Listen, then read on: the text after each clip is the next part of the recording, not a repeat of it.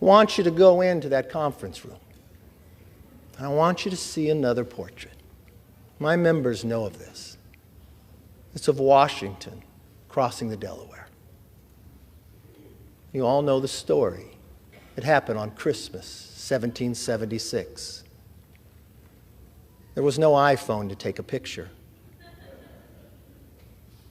People wonder when it was painted. It wasn't painted by someone who was there. It was painted in 1850 and 1851. He was an immigrant who lived in America, Emanuel Leutze. You know why he painted it? Because he knew America was more than a country. America was an idea. He went home to Germany, and he wanted Germany to have a revolution based upon the values and freedoms that we defend every day. His talent was art. So he believed if he painted this painting, he could inspire his countrymen to rise up for the idea of freedom. Now, many historians will tell you he didn't get it correct. They'll tell you Washington crossed on a Durham boat, but he paints it with Washington in a rowboat. You see 13 people, but only 12 faces. You see Washington standing up in a rowboat in the middle of winter, wearing a ceremonial uniform with his hand on his chest.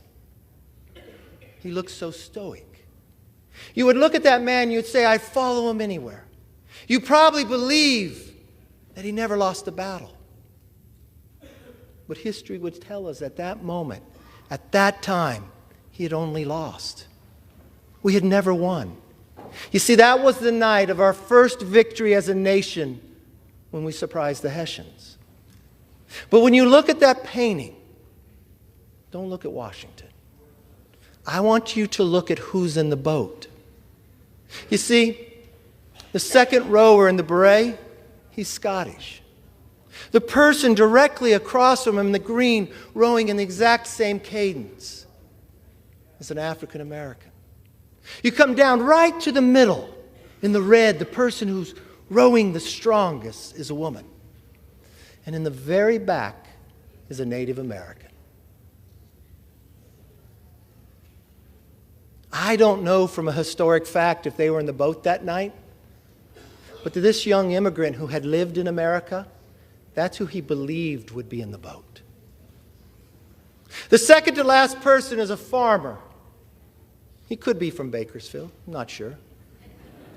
His hand goes across his face. People will debate this part. But what I see is a hand of the 13th person nobody sees. You see, what I believe Emanuel was saying is, here we are, battling for the creation of the idea of freedom.